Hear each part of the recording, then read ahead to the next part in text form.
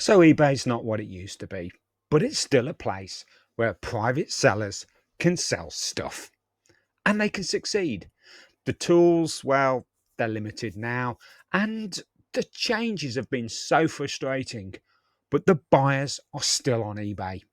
So let's make the most of what we've got and sell smarter, not louder. Let's get going. So I'm no guru. You might know some of these already, but if it's new or just a reminder, great. No guarantees, but these worked for me on my private account. If you fancy hitting the subscribe button, that'd help a lot. So the grand title of increased sales overnight.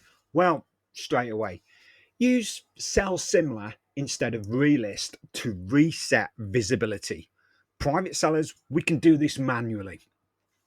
Revise the titles and photos, and that makes a stale item, something that you've had listed for a while, look fresh.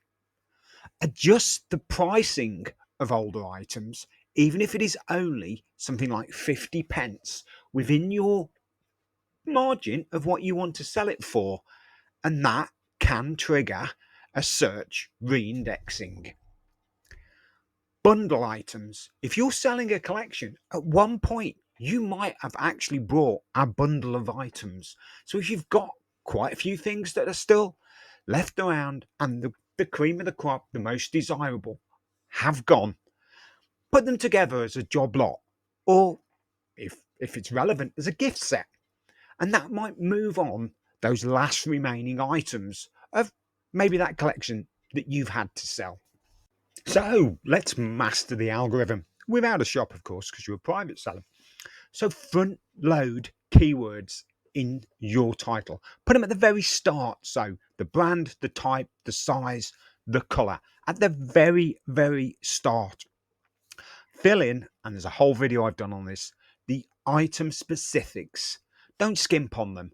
Wherever possible, fill as many as you can because they feed the search filters. Revise your listings weekly. I don't mean revise all of them, but just tweak them. Change one detail to keep it active and avoid gimmicks like look with two asterisks and rare. They hurt credibility, and if you need to tell someone who is buying it that it is rare, then maybe the person who's buying it would know that it is rare. Because I know from a personal point of view, if I was to try and sell something that isn't rare and I put the rare element on it, then it makes you look crazy. Boost views, boost sales. So use clean, well lit photos, no clutter, no carpets, no backgrounds. Not like that. Write short, punchy descriptions. Focus on condition, use, and the value. AI, I'm not a fan of. Offer free shipping on lightweight items, i.e., you can afford to ship it free because we all know postage is not free. I don't know Royal Mail unless someone's got a deal that come and post up and ship them for free, or every somebody pays for that postage. But if it's a letter, a large letter, a T-shirt that you're popping in a bag that is so easy to pack with very limited packaging required, offer the free shipping. Price competitively. Don't look on eBay when you're doing your search to set your pricing on what everybody else has got them for sale. Have a look at the sold items. But also, I'm going to put one caveat here. Um, if something has been sold and there's only one of them, you've really got to do some more research. Or if you see five of them that have been sold, look at the cross spectrum, because one of those people that have sold it may not have had a clue what it is. And I use that from real world experience that a long time ago, someone listed a lot of hit squad games for the Commodore 64, and they listed every single one of them at $9.99. Now, that was completely wrong because amazingly, they sold Puznik and quite a few of the Glax ones that were worth 30, 40, 50 pounds straight away. But then combat school and crazy cars that were worth £2.99 never got sold. So it's all about the mindset and the metrics, and they do matter even when you are a private seller. So track what sells and what just sits there. Use your sold tab as a learning tool. If you get any problem buyers, block them. Just block them. Message buyers after you've made a sale with a polite thank you. It doesn't take much time to do it, and keep them updated. Make sure the tracking is up there. Build trust. Don't chase or obsess over watchers, because some of them are often just browsing, or they're comparing, or they've actually got one of them for sale. A watcher doesn't necessarily mean that they have intent to buy. So let's run some strategic sales. Just because you're a private seller doesn't mean to say you can't use what you do in your real life. You know, you may be a professional that is in marketing, but do it without promotions. You can, of course, pay to promote. So time the listings to end if it's an auction, maybe on a Sunday evening, peak browsing time, or put them up as new on a Sunday evening, or look at peak browsing times. You could use odd pricing. Now, odd pricing does come out now because of the buyer protection fee. So it doesn't quite work out that it's £9.99, that old, less than £10, or £9.97.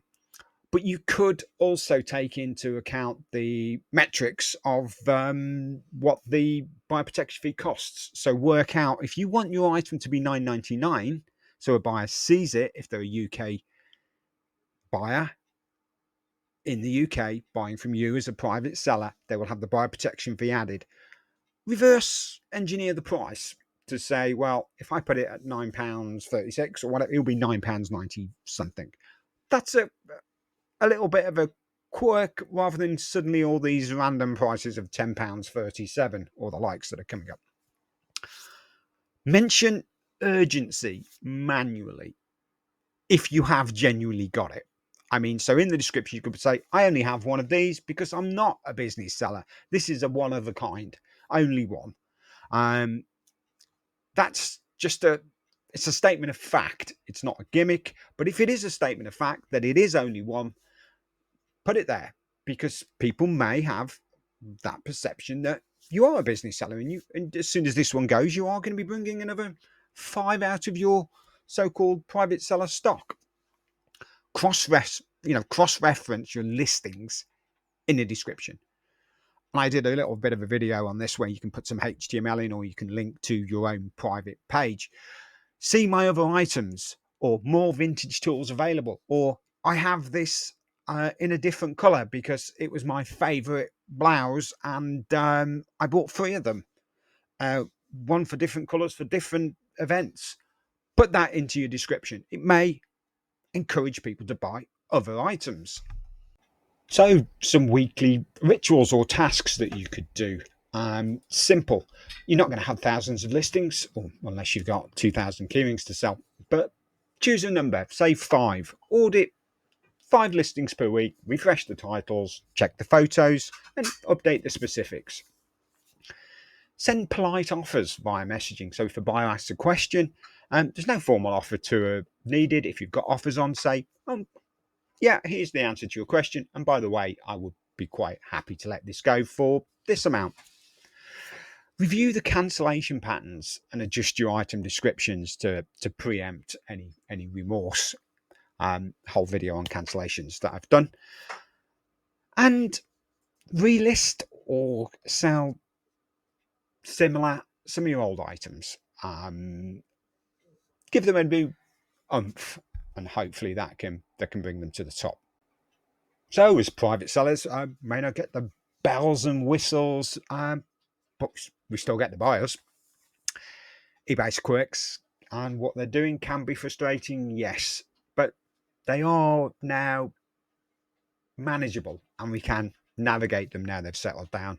So with a bit of weekly effort and some strategic tweaks, we can still turn all the clutter into cash basically and stay visible in this ever crowded marketplace.